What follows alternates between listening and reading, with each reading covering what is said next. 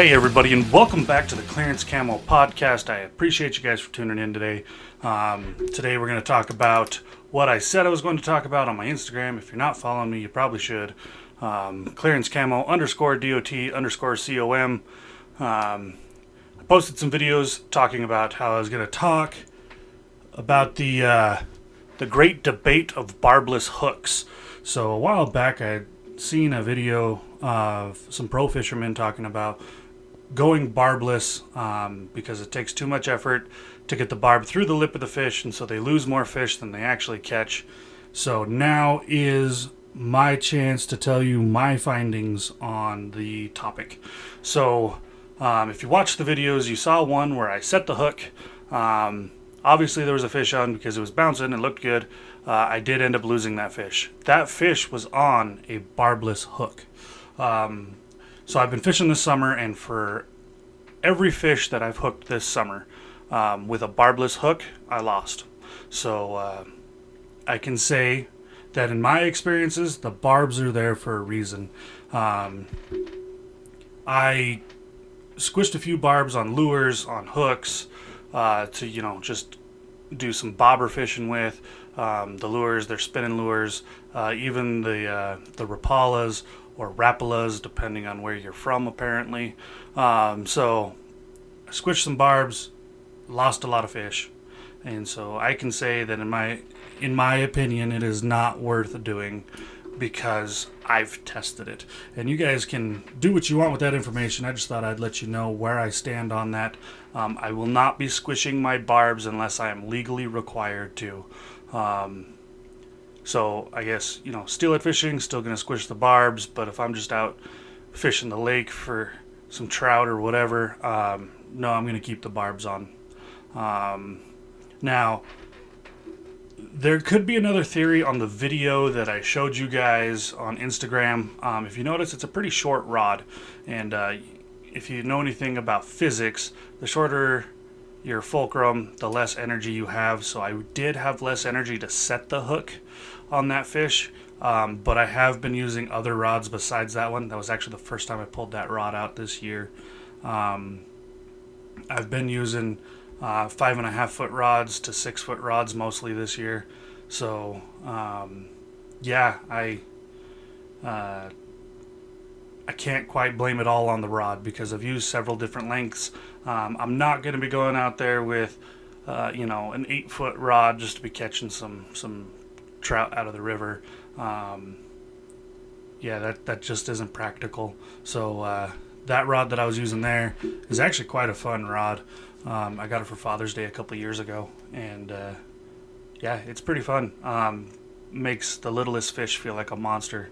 So that's why I was bringing it out there, is because there was actually some really big fish out there. But speaking of rods, I recently came into possession of a new rod from Fenwick. So it's a decent rod. It's a rod that I can't find on their website, though, which was a little odd to me. It's an HMX, and it's a 6 foot rod. Here. Sorry, I had to grab that real quick. So it's a 6 foot rod, light action, moderate fast. It looked like a good rod, but just so you guys are aware, that rod cannot handle the bend. There'll be some pictures coming out, if they're not already out, of the bend on that rod, or the break on that rod, more so. Yeah, that rod broke before I even really got to use it, but that's alright. So just thought I'd let you guys know that don't be grabbing that HMX rod and bending it like an ugly stick. It can't handle it. But oddly enough, if you guys, let's start this with, if you guys watched the Jim Shockey episode, or you listened to it, you noticed that I mentioned I worked in a gun store. I actually work in a store that just has a sporting goods department, and that's the department that I work in. The day that that rod broke, I actually sold a rod just like it to another guy who was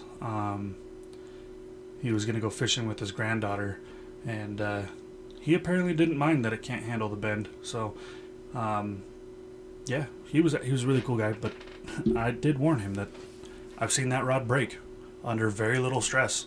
So, yeah, I was pretty surprised by that. So, anyway, that's all I have for the barbed hook and fishing debacle right now.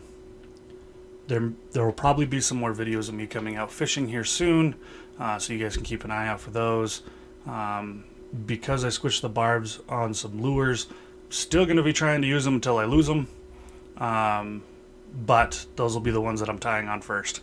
So those will be the ones that I lose first. But, you know, there is still the possibility that I can hook a fish. I mean, I've hooked fish with barbless hooks before. I've caught steelhead before. I've caught salmon before on barbless hooks. So it is possible. It's just not as likely, in my opinion. So that's all I have for the barbless hook debacle. But I do have another topic to talk to you guys about. So, as you guys know, that I am clearance camo because I don't like to spend a ton of money on things, but I do like to have a variety of things. And so I have, a couple of hunting rifles, and I've been toying with the idea of getting into some precision shooting, maybe, a little bit of long range there. And I've just kind of been playing with that idea for a little bit. And so I've been talking with my wife and trying to figure out what the best option would be. And my wife's one of those people where if she doesn't really have a desire to do it, she doesn't really care. So I've been more so talking to myself about it, but informing my wife of the plans. So I have a rifle that I bought last year. I haven't been able to take it hunting yet. I don't have a scope for it yet, but I have a Tikka T3X light with the stainless barrel in a 300 Win Mag, and I was debating on whether or not I wanted to turn that into a precision rifle, because 300 Win Mag is a good precision rifle round. So I did a little bit of digging today, I did a little bit of research, and I came to the conclusion that I'm going to leave the Tikka T3X light as it is mostly. I may change the grip on it, because you can change the grips on those. Possibly get a possibly get a new bolt handle for it.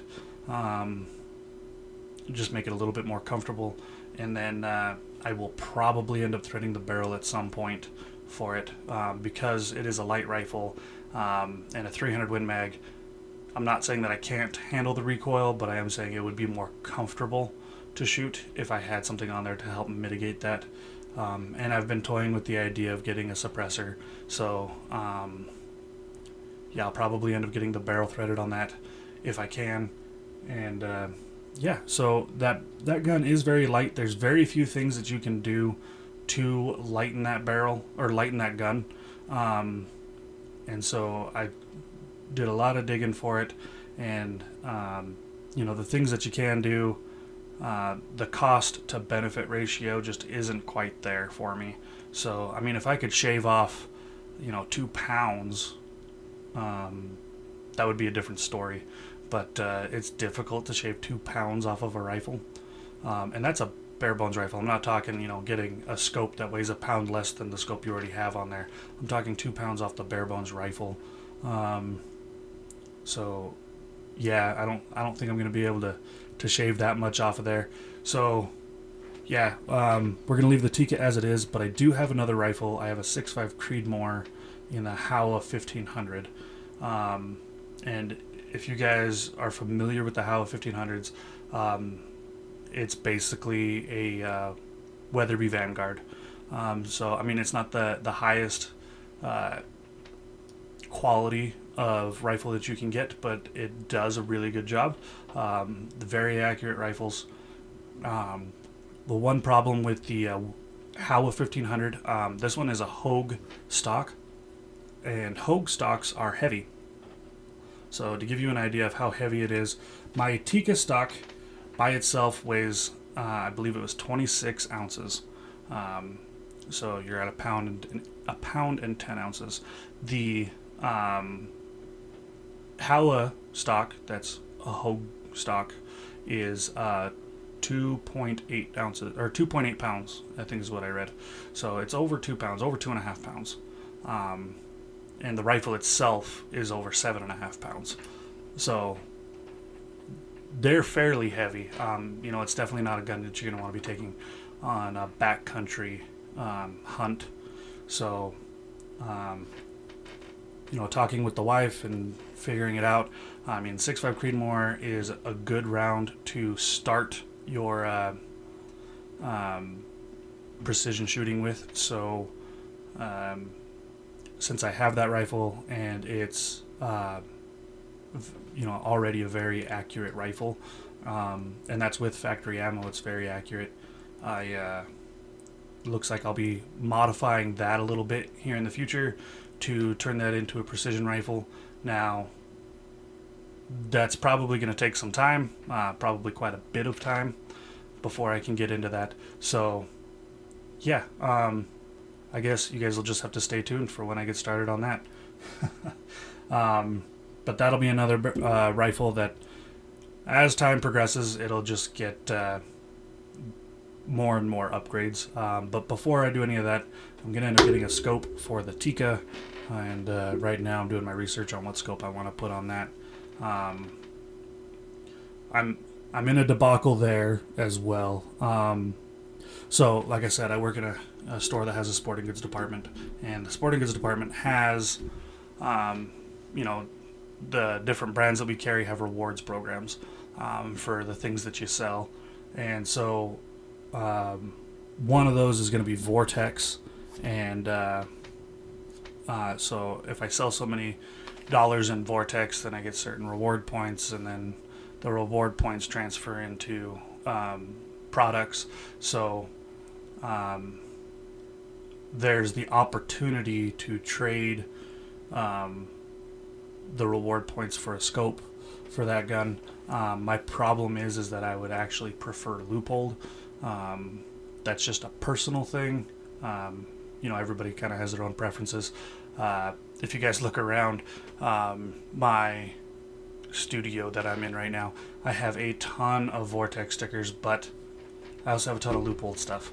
So I do like the quality of Leupold. I've been using them since I started hunting. And so that's probably where I'll end up going, is with the Leupold. I may end up doing the Vortex. It's still up in the air. But, you guys can let me know what you think on what you think I should do with that. So if you guys think I should go Vortex or Leupold, or if you have a different idea, let me know. There's going to be a question on the end of this podcast that you guys can answer, and that'll be what where you can tell me what you think I should do. So, and I'll take it into consideration. But right now I'm up in the air, so I don't have any definitive answers on that. So, yeah, I know this one is a little bit different of a podcast, but it's probably a little bit better than what I have been posting. So, anyway, I appreciate you guys for tuning in, and yeah. Oh, I do have one more quick update. There may be a couple of week hiatus for me coming up here soon. I have a baby that's gonna be here, so waiting for the UPS truck to drop that off. No, I'm just kidding. My wife will be delivering our baby here coming up. It could be any day now. So, yeah, there may be a little bit of a break when the baby first gets here, but I promise I'll be back. So don't think that I gave up on you. Anyway, I appreciate you guys for tuning in. Just to kind of recap our takeaways of today's episode. Barbless hooks, pretty much useless. The fishing pole broke on me. Tika T3X, really light. Don't really worry about modifying it if you get one. The Halla, not too bad to modify. Maybe going in precision shooting. Maybe taking a break here soon. anyway, I appreciate you guys for tuning in. You guys are awesome. I really do appreciate it. If you guys could do me a favor, make sure you're subscribed and make sure that your friends know and they can subscribe. I have some more guests coming, throughout the rest of this year, and I keep getting more guests lined up. So, yeah, definitely get your friends to subscribe. If you guys have any topics that you want me to cover, or any companies you want me to try and get in contact with, or anything like that, please don't be afraid to reach out to me and let me know what you guys would like to hear about or to see. We can probably squeeze those in. Hunting season's coming up, so you'll probably be getting some hunting stories here coming in. But, hunting season isn't all year round, so, well, it's not for me anyway. So, if you guys have any topics you want me to cover, feel free to shoot me an email. It's clearancecamo@gmail.com. Super simple. I did get asked the other day why my Instagram handle is clearancecamo_DOT_COM. This whole deal actually started as a blog. So if you go to clearancecamo.com, it's actually a blog, and it's got a few of the stories that I've told on there. It's got some pictures on there. So if you feel like reading the stories, you guys can feel free to read the stories. Nobody really has time to be sitting down reading the stories. So that's why we went to the podcast form, went to audio so you guys can listen to it. We're getting away from hiding the face, but that's okay. So anyway, I appreciate you guys very much for tuning in. If you guys want to check out the Jim Shockey episode that just posted last week, you guys can check it out here, or you can go to YouTube and check it out. If you go to the Clearance Camo Outdoors YouTube page, it is the only video on there right now. So feel free to check that out. Please subscribe if you go over there so you guys can stay updated to the new videos that are coming out. But I appreciate you guys. I know I say that a lot in every episode, but it's true. I really do appreciate you. Thank you guys very, very much. As always, aim slow and shoot fast.